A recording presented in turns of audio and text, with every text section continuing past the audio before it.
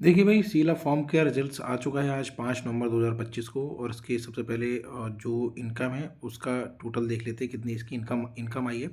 देखिए, जो इसकी इनकम है टोटल यहाँ पर जो शो कर रही है वो कर रही है 674 करोड़ के आसपास।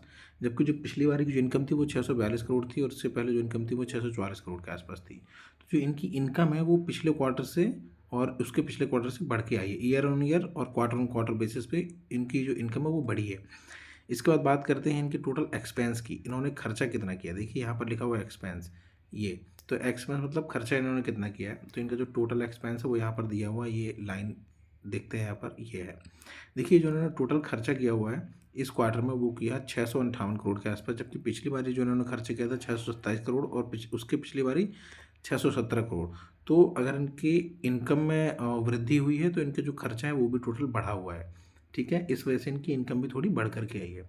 लेकिन अब बात करते हैं सबसे मेन टॉपिक की, जो है नेट प्रॉफिट। इनका नेट प्रॉफिट है वो कितना रहा है इस क्वार्टर में। ठीक है, तो यहाँ पर हम लोग देखते हैं ये है नेट प्रॉफिट।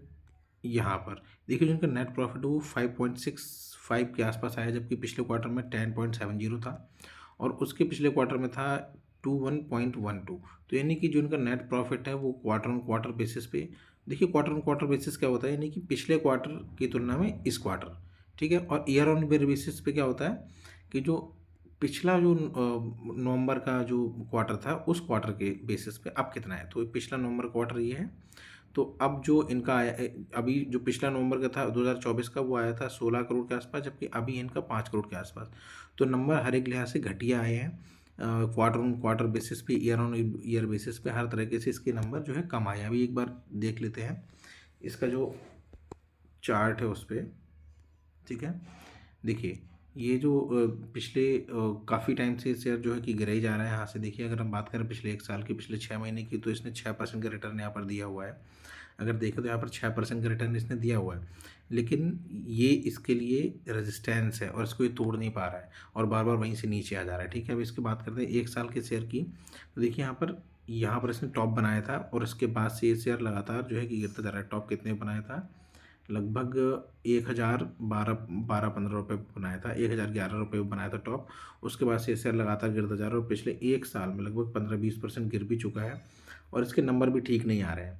तो इसका मतलब ये हुआ कि कंपनी में कुछ ना कुछ दिक्कतें चल रही हैं। अगर इसका बात करें तो 18 अप्रैल 2022 को इसने अपना टॉप बनाया था। जो टॉप इसने बनाया था वो बनाया था लगभग 1938 रुपये का। अभी शेयर चल रहा है 770 रुपये पर।